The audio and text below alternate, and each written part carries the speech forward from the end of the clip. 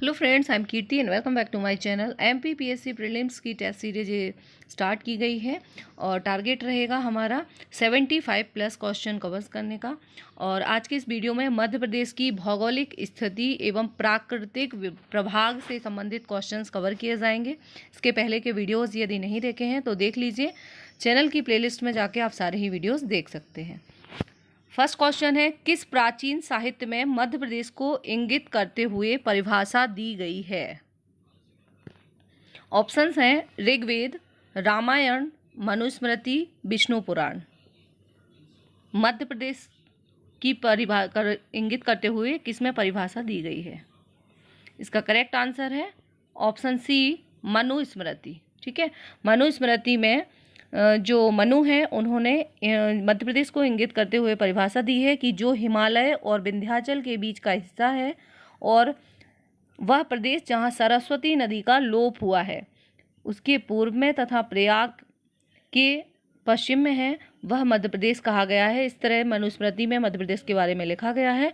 पूर्व और पश्चिम के सागरों तक विस्तृत वह क्षेत्र जो इन दोनों पर्वत हिमालयों और विंध्याचल के बीच में है उसे विद्वान लोग आर्यावर्त कहते हैं।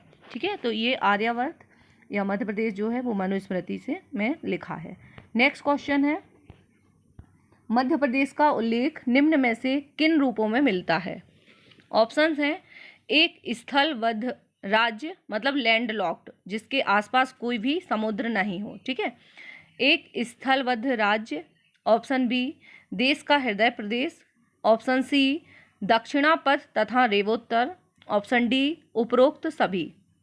मध्य प्रदेश से संबंधित कौन कौन से सही है, इस तरह से क्वेश्चन आपका बनेगा। तो इसका करेक्ट आंसर है, आप लोग आंसर दे सकते हैं यदि आपको पता है तो। इसका करेक्ट आंसर जो है वो है उपरोक्त सभी, क्योंकि यह एक लैंड लॉक्ड भी है, स्थलबद्ध प्रदेश भी है और देश का हृदय प्रदेश भी है। दक्षिणापथ भी कहा जाता है इसको और इसको रेवोत्तर भी कहा जाता है। ठीक है, तो इसके बारे में ये सभी कथन सही हैं, तो ऑप्शन डी इसका करेक्ट आंसर होगा। नेक्स्ट क्वेश्चन है, मध्य प्रदेश का नामकरण किसने किया था? मोस्ट इंपॉर्टेंट क्वेश्चन है। ठीक है, किसने किया था मध्य प्रदेश का नामकरण? मध्य प्रदेश नाम किसने दिया था? ठीक है, ऑप्शन है पट्टाभी सीतारमैया, बी जवाहरलाल नेहरू, सी पंडित रविशंकर शुक्ला, डी कुंजीलाल दुबे। इनमें से किसने मध्य प्रदेश का नामकरण किया था? ठीक है, मध्य प्रदेश है ऑप्शन, ये मिस्टेक, टाइपिंग मिस्टेक है। ठीक है, तो मध्य प्रदेश का नामकरण जो किया था वो किया था जवाहरलाल नेहरू ने। ठीक है, जवाहरलाल नेहरू ने मध्य प्रदेश को मध्य प्रदेश नाम दिया था। मोस्ट इम्पॉर्टेंट क्वेश्चन है यह। ठीक है, नेक्स्ट क्वेश्चन, मध्य प्रदेश भूवैज्ञानिक दृष्टि से किसका भाग है? भूवैज्ञानिक दृष्टि से मध्य प्रदेश किसका भाग है? ये 2 से 3 बार क्वेश्चन पूछा है, आया हुआ क्वेश्चन है। ठीक है, ऑप्शंस हैं गोंडवाना लैंड, विंध्याचल, दक्कन ट्रैप, इनमें से कोई नहीं। ठीक है, इनमें से कौन सा किसका भाग है मध्य प्रदेश? तो इसका करेक्ट आंसर है, मध्य प्रदेश भूवैज्ञानिक दृष्टि से किसका भाग है? ऑप्शन ए इसका करेक्ट आंसर है, गोंडवाना लैंड। ठीक है, मोस्ट इंपॉर्टेंट क्वेश्चन है, देखने को आपको एग्जाम में मिल सकता है। ठीक है, और गोंडवाना लैंड भूसमति का ये भाग है और इसके पश्चिमी भूभाग की ओर विंध्याचल एवं दक्कन ट्रैप स्थित है। ठीक है, गोंडवाना लैंड का मध्य प्रदेश भाग है, इसके वेस्ट साइड में विंध्यान और दक्षिणी ट्रैप है। नेक्स्ट क्वेश्चन, निम्न में से कौन सा कथन मध्य प्रदेश से संबंधित सही नहीं है? ये हमें ध्यान देना होता है कि सही है पूछा गया है या नहीं। ठीक है, तो यहाँ क्वेश्चन पूछा गया है कि कौन सा सही नहीं है। ऑप्शन है भौगोलिक, ध्यान से सुनिएगा, भौगोलिक दृष्टि से मध्य प्रदेश देश का दूसरा बड़ा राज्य है। ऑप्शन बी, मध्य प्रदेश देश का 9.38% एरिया भाग अपने पास रखता है। ऑप्शन सी, प्रदेश की दक्षिणी सीमा चंबल नदी बनाती है। ऑप्शन डी, मध्य प्रदेश की सीमा को 5 राज्य स्पर्श करते हैं।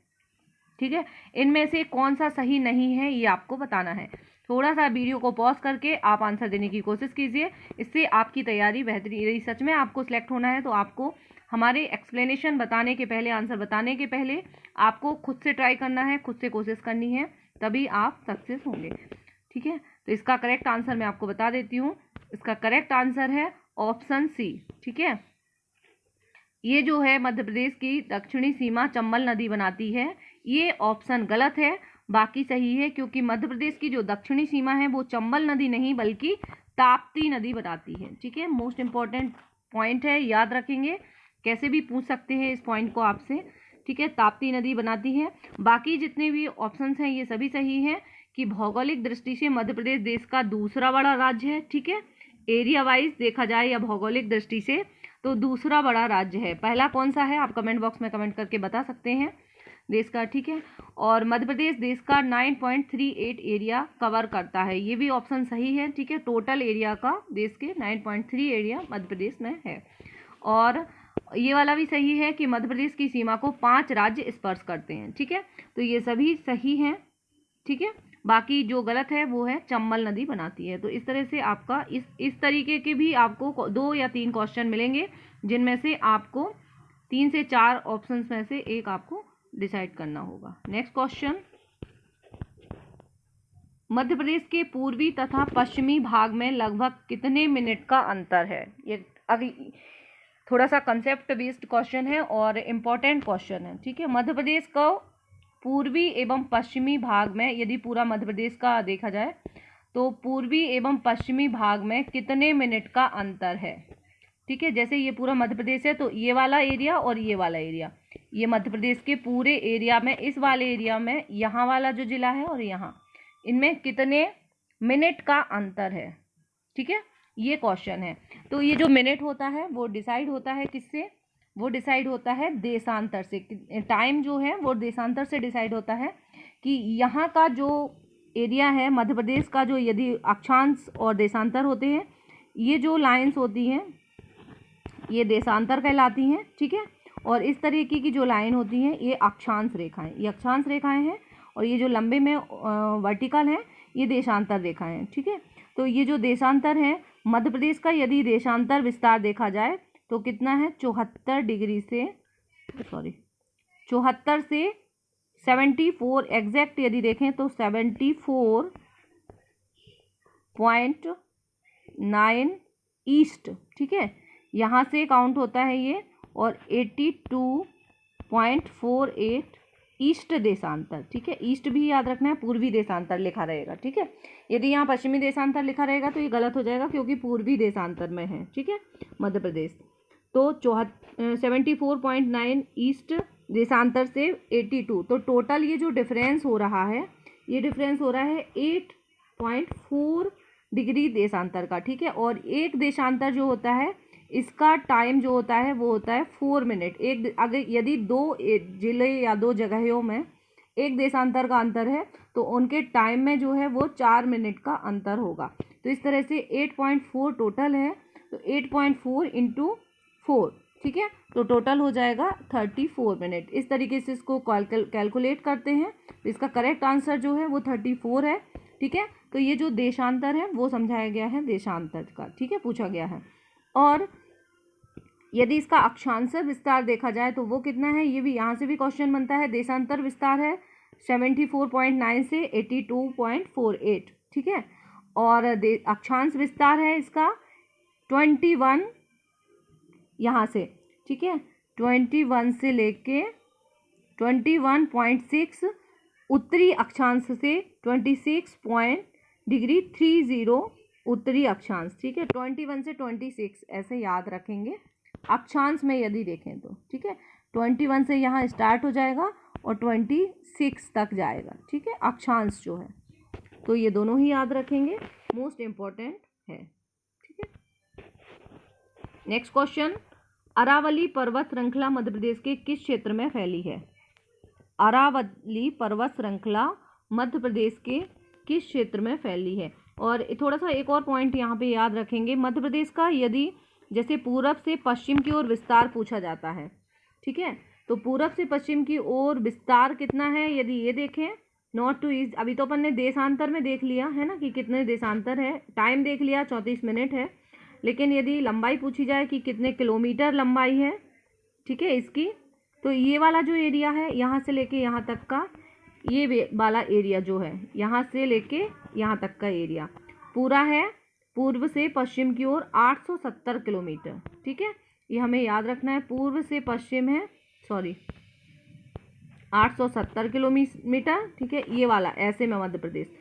और यदि उत्तर से दक्षिण में पूछा जाए तो ये वाली जो है विस्तार जो है उत्तर से दक्षिण की लंबाई है 605 किलोमीटर। ये भी पूछी जा सकती है आपसे कुछ भी। ठीक है, तो अक्षांश ध्यान रखेंगे, देशांतर याद रखेंगे, इन दोनों का टाइम याद रखेंगे, लंबाई और चौड़ाई। ठीक है, यहाँ से क्वेश्चन बनने के बहुत ज़्यादा चांसेस रहते हैं, एक ना एक क्वेश्चन आपको मिल जाएगा।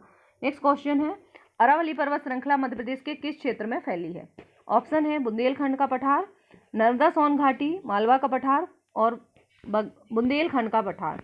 बघेलखंड, बुंदेलखंड, नर्मदा सोन घाटी और मालवा, इनमें से कहाँ पर अरावली पर्वत श्रृंखला फैली है? ठीक है, तो अरावली जो पर्वत श्रृंखला है वो कहाँ पर फैली है? ये फैली है, ऑप्शन सी इसका सही है, मालवा का पठार। ठीक है, मालवा के पठार में अरावली पर्वत श्रृंखला फैली है, बस आपको इतना याद रखना है। ठीक है, और ये जो अरावली पर्वत श्रृंखला है ये जो है ये पृथ्वी की सबसे पुरानी पर्वत श्रृंखला मानी जाती है, अरावली पर्वत श्रृंखला। यदि यहाँ से क्वेश्चन आए तो ये भी बन सकता है कि सबसे पुरानी पर्वत श्रृंखला कौन सी है, वो है अरावली। ठीक है, मालवा पठार के उत्तर पश्चिम क्षेत्र में ये फैली हुई है, उत्तर पश्चिम क्षेत्र में। और यदि अरावली पर्वत की सबसे ऊंची चोटी पूछी जाए तो वो कौन सी है? गुरु शिखर। ये भी याद रखेंगे, ये भारत के मध्य प्रदेश में नहीं आएगा पर भारत में पूछी जा सकती है, भारत की ज्योग्राफी में, कि गुरु शिखर जो है वो अरावली पर्वत की सबसे ऊंची चोटी है। यहाँ से भी क्वेश्चन बनता है। नेक्स्ट क्वेश्चन, भौतिक बनावट की दृष्टि से मध्य प्रदेश को कितने भागों में बांटा गया है? ठीक है, भौतिक बनावट की दृष्टि से मध्य प्रदेश को कितने भागों में बांटा गया है? ऑप्शंस हैं 5, 6, 7, 8। ठीक है, तो इसका जो करेक्ट आंसर है वो है 7। ठीक है, 7 भागों में इसको बांटा गया है भौतिक बनावट की दृष्टि से। जब विभाजन नहीं हुआ था, छत्तीसगढ़ नहीं बना था, तब 9 भागों में था, लेकिन यदि वर्तमान की कंडीशन में पूछा जाए तो ये 7 है। ठीक है, इसलिए इसका करेक्ट, कहीं कहीं 9 भी मिलता है लेकिन विभाजन के बाद का 7 है, तो 7 इसका करेक्ट आंसर है। कौन कौन से हैं? मध्य भारत का पठार, बुंदेलखंड का पठार, मालवा का पठार, रीवा पन्ना का पठार, नर्मदा सोन घाटी, सतपुड़ा मैकल श्रेणी और बघेलखंड का पठार। ठीक है, तो ये 7 जो हैं वो हम याद रखेंगे, बाकी इनके डिटेल से भी क्वेश्चंस आएंगे। नेक्स्ट क्वेश्चन, किस पठार का निर्माण ज्वालामुखी उद्गार से निकले लावे से हुआ है? ठीक है, ज्वालामुखी के उद्गार के लावे से किसका निर्माण हुआ है? मालवा का पठार, बुंदेलखंड का पठार, बघेलखंड का पठार, रीवा पन्ना का पठार, किसका निर्माण ज्वालामुखी के लावे से हुआ है? ठीक है, तो इसका जो आंसर है आप आंसर देने की कोशिश कीजिए। इसका करेक्ट आंसर है ज्वालामुखी उद्गार से जो बना है, काला काला काली मिट्टी कहाँ की है? ठीक है, मालवा के पठार। मालवा के पठार जो है ज्वालामुखी उद्गार से बना है। इस पठार में दक्कन ट्रैप सेल पाई जाती हैं। यदि पूछा जाए कौन सी सेल? दक्कन ट्रैप सेल। ठीक है, नेक्स्ट क्वेश्चन, मध्य प्रदेश के कौन से जिले कर्क रेखा के सबसे अधिक समीप हैं? कर्क रेखा मोस्ट इंपॉर्टेंट, कहाँ कहाँ से निकलती है, कौन सबसे समीप है, और ये कई बार क्वेश्चन पूछा गया है। ठीक है, मध्य प्रदेश में कौन से जिले जो हैं वो सबसे ज़्यादा समीप है, पास में है, मतलब कहाँ से कर्क रेखा सबसे पास पड़ती है? ठीक है, तो मित्र पर घमछा जा पूरे देश में जो कर्क रेखा निकलती है वो उसके राज्य तो याद रखने की ये ट्रिक है, लेकिन यदि यहाँ पे पूछा जाता है मध्य प्रदेश का पूछा जाए कि कहाँ से निकलती है तो ये आपको ध्यान रखना है। ऑप्शन जो है वो है इंदौर, जबलपुर, भोपाल, रायगढ़, विदिशा, मंडला, उज्जैन, रतलाम, राजगढ़। ऑप्शन डी है शिवपुरी, छतरपुर, रीवा। इनमें से कौन सा सही है? ठीक है, तो उज्जैन, रतलाम, राजगढ़, यहाँ से उज्जैन का तो आपको याद रखना है। और इन ऑप्शंस में बहुत ही अच्छा से पूछा गया है कि उज्जैन दे दिया है ऑप्शन में, तो आपको कंफ्यूज नहीं होना है, उज्जैन इसका करेक्ट आंसर है। ठीक है, इसके अलावा जो है वो उज्जैन के जो महाकाल मंदिर के ठीक ऊपर से निकलती है और रतलाम और राजगढ़ से भी बिल्कुल पास में है, जबकि भोपाल, विदिशा और आगरमालवा, सीहोर, जबलपुर, शहडोल, उमरिया, इन जिलों से भी कर्क रेखा गुजरती है। नोट कर लीजिए, भोपाल, विदिशा, आगरमालवा, सीहोर, जबलपुर, शहडोल। ठीक है, बट यहाँ से उतनी पास नहीं है, थोड़ी दूरी पर है। ये जो 3 जिले हैं उज्जैन, रतलाम, रायगढ़, ये बिल्कुल कर्क रेखा के पास में स्थित है। ठीक है, नेक्स्ट क्वेश्चन, हो गया, सारे ही कवर हो गए। अब नेक्स्ट जो क्वेश्चंस हैं इसके अलावा हम इसके और भी वीडियोस लाएंगे। मध्य प्रदेश की भौगोलिक स्थिति से अभी और वीडियो आएगा, क्योंकि ये इंपॉर्टेंट टॉपिक है, बेसिक है, यहाँ से क्वेश्चंस बहुत सारे बनते हैं, डायरेक्ट और इनडायरेक्ट। ठीक है, टेक केयर, मिलते हैं नेक्स्ट वीडियो के साथ। Thank you very much for watching.